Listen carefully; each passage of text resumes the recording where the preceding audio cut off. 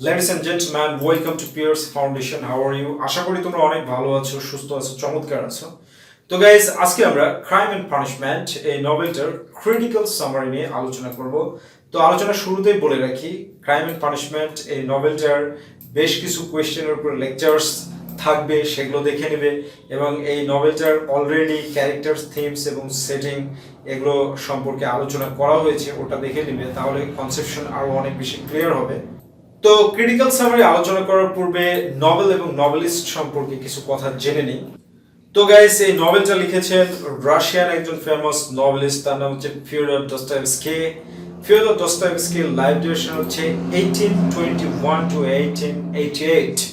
Fyodor Dostoevsky আসলে এই নভেলটা যখন লিখে তখন সে একটা প্রজেক্ট নিয়ে কাজ করছিল, ডাঙ্কার্ড প্রজেক্ট নিয়ে একটা নভেল নিয়ে কাজ করছিল। তো এই সময়তে বিশ্ব আলোড়ন ব্যাপী একটা ঘটনা ঘটে 1865-এ। 1865 সালে একটা বিশ্ব আলোড়নকারী ঘটনা ঘটেছিল।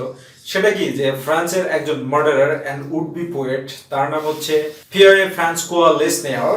এই পিয়ারে ফ্রান্সকোয়া লেসনেয়ার জোড়া খুন করে চায়নাতে পালিয়ে এসেছিল। এই ঘটনায় কিন্তু দস্তয়েভস্কিকে এই ক্রাইম এন্ড পানিশমেন্ট এই নভেলটার আইডিয়াটা দিয়েছিল।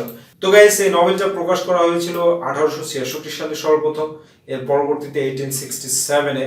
তো আমরা ক্রিটিক্যাল সামারি নিয়ে আলোচনা করার আগে আরো একটা বিষয় জানিয়ে দিই, it's a very long novel, অনেক বড় একটা নভেল। এখানে মূলত ইপিলগ সহ 7টা পার্ট রয়েছে এবং প্রত্যেকটা পার্টে মোর দ্যান 1 চ্যাপ্টার্স সেই চ্যাপ্টারগুলো রয়েছে। তো আমি তোমাদেরকে মোটামুটি একটা মেইন পয়েন্টগুলো ধরিয়ে দিচ্ছি এখানে ক্রিটিক্যাল সামারির মধ্যে। তো এখানে দেখো যে নভেলটার সেটিং যেভাবে শুরু হচ্ছে বা স্টার্টিং যেভাবে হচ্ছে, সেটা হচ্ছে এসটি পিটার্সবার্গ, জুলাই মাস।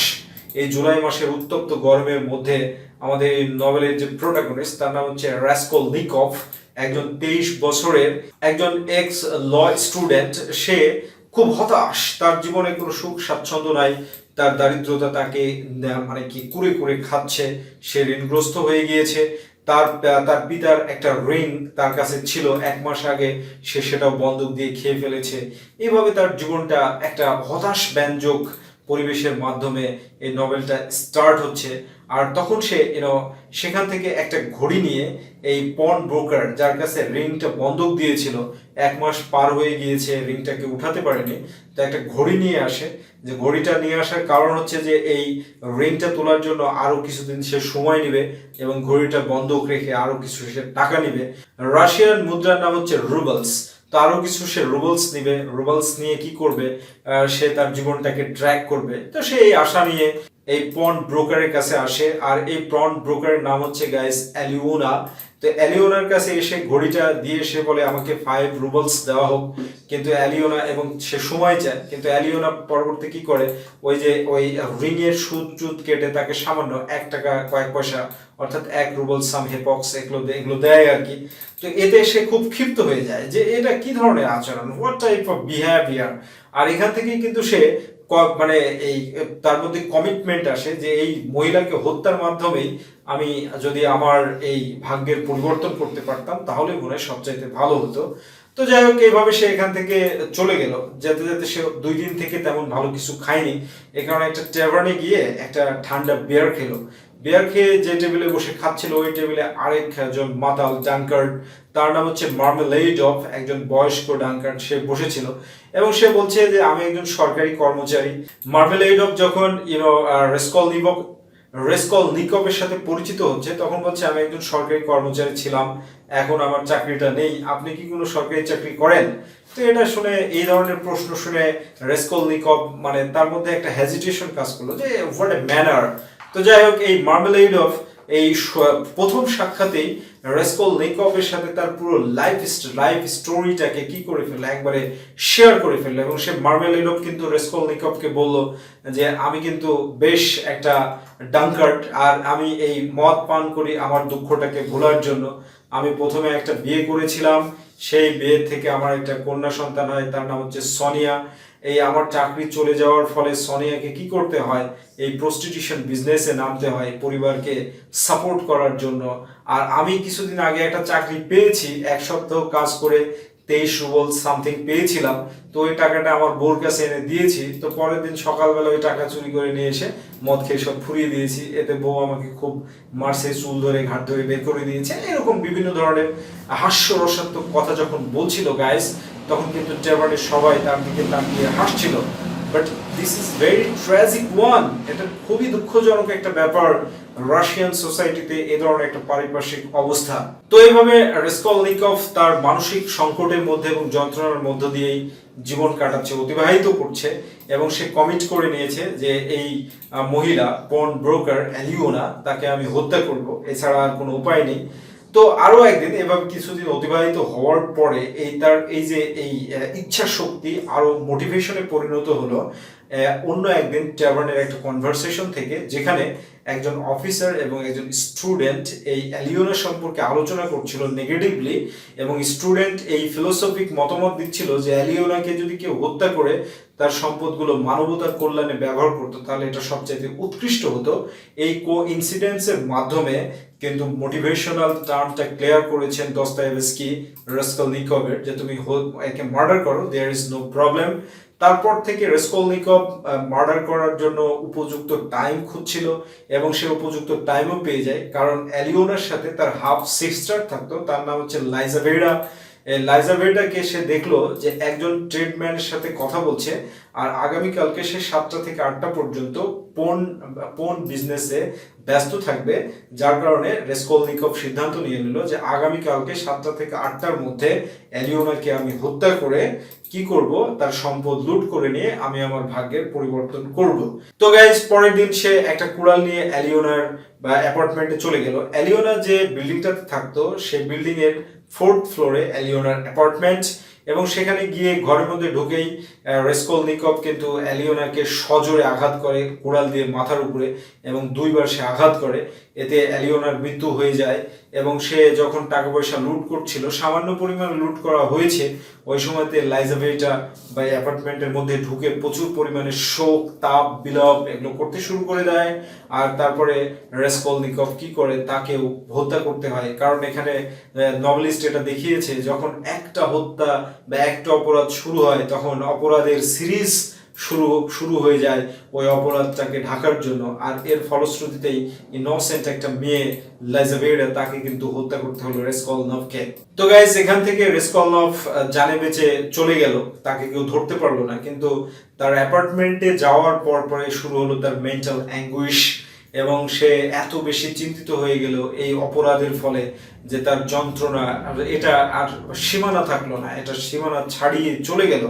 এবং সে মেন্টাল অ্যাঙ্গুইশটা সহ্য করতে পারছিল না, যার কারণে সে মনে করছিল যে আমি এই ঘটনাটাকে স্বীকার করব। তো প্রথম দিকে এটা মনে করেনি। তো এখানে এই যে রাসকলনিকভের যে ল্যান্ডলেডি, এ আবার কি করেছে, পুলিশের কাছে কেস করছে, 115 রুবেলস পাবে, যার কারণে কেস করেছে। এই অপরাধ সংঘটিত হওয়ার পরে রাসকলনিকভকে পুলিশ ব্যুরো থেকে কল করেছে যে আপনাকে পুলিশ স্টেশনে আসতে হবে। তো রাসকলনিকভ ওখানে যাচ্ছে আর ভাবছে যে আমি তো ধরা খেয়ে গেছি। কিন্তু সে পুলিশ ব্যুরোতে গিয়ে জানতে পারে যে মার্ডারের জন্য তাকে ডাকা হয়নি, তার ল্যান্ডলেডি কি করেছে, তাকে হচ্ছে কেস করেছে যে 115 রুবেলস যেন পুলিশরা তাকে তার কাছ থেকে উদ্ধার করে দেয়। এটা কোনো রকমের একটা ওয়ার্নিং দিয়ে তাকে ব্যুরো থেকে পাঠিয়ে দেওয়া হয়। সে ব্যুরো থেকে এসে এত বেশি অসুস্থ হয়ে পড়ে যে সে হ্যালুসিনেট, তার ভুলভাল দেখা শুরু হয়ে যায়। এবং এই অসুস্থতার সময়ে এই দুরবস্থাতেই কিন্তু তার পাশে এসে দাঁড়ায় হচ্ছে তার বন্ধু রাজমেখিয়ান। গাইজ, আমি আগেই বলছি যে অনেক কিছু বলতে পারছি না, কারণ ভিডিও অনেক লম্বা হয়ে যাবে। তবে কোশ্চেনগুলো যে ডিসকাস করেছি এই সবগুলো দেখলেই কিন্তু তোমরা ভিডিওটা একবারে পুরো সামারিটাই পাবে। তাই রিকোয়েস্ট থাকবে যে তোমরা এটা দেখে নিবে। তো রাজমেখাইন তাকে সাহায্য করছে, তার সেবা শুশ্রূষা করছে। এবং সে 4 দিন অসুস্থ থাকার পরে, সেন্সলেস থাকার পরে তার সেন্স যখন ফিরে আসে, তখন কিন্তু এই রাসকলনিকভকে তার মা 35 রুবেলস পাঠিয়েছে। আর এই টাকাটা নিয়ে সে রিকভার করার চেষ্টা করে, সংগ্রাম করে। বাট ফাইনালি সে সংগ্রাম করতে করতে যখন ব্যর্থ হয় তার মেন্টাল অ্যাঙ্গুইশের কাছে, তখন কিন্তু সে সিদ্ধান্ত নেয় যে আমি পুলিশ ব্যুরোতে গিয়ে সবকিছু স্বীকার করে দেব। এই সিদ্ধান্ত নিয়ে সে পুলিশ ব্যুরোর দিকেই যাচ্ছিল। ওই সময়তে আবার একটা কোইন্সিডেন্স ঘটে এই নভেলটার, যেটা নভেলের অ্যাকশনটাকে আবার চেঞ্জ করে দেয়। কারণ মার্মেলেইড অফ যে নাটক নভেলের শুরুতে রেসকলনিকভের সাথে সাক্ষাৎ হলো, এই মার্মেলেইড অফের অ্যাক্সিডেন্ট হয়েছে, একটা ক্যারেজ একটা গাড়ির সাথে ধাক্কা লেগেছে অ্যান্ড মর্টালি উন্ডেড, খুব মৃতপ্রায় অবস্থা। তো মার্মেলেডভকে বাঁচাতে গিয়ে রেসকলনিকভের সাক্ষাৎ হলো এই নভেলের হিরোইন সনিয়ার সাথে। আর এই সনিয়ার সাথে সাক্ষাৎ হওয়ার পরে পরবর্তীতে রিলেশনশিপটা অনেক দূর পর্যন্ত গড়ালো বা শেষ পর্যন্ত ইনফ্লুয়েন্সিয়াল হলো। তো এইভাবে মেন্টাল অ্যাঙ্গুইশের মধ্য দিয়ে রেসকলনিকভ তার জীবনটাকে অতিবাহিত করছিল।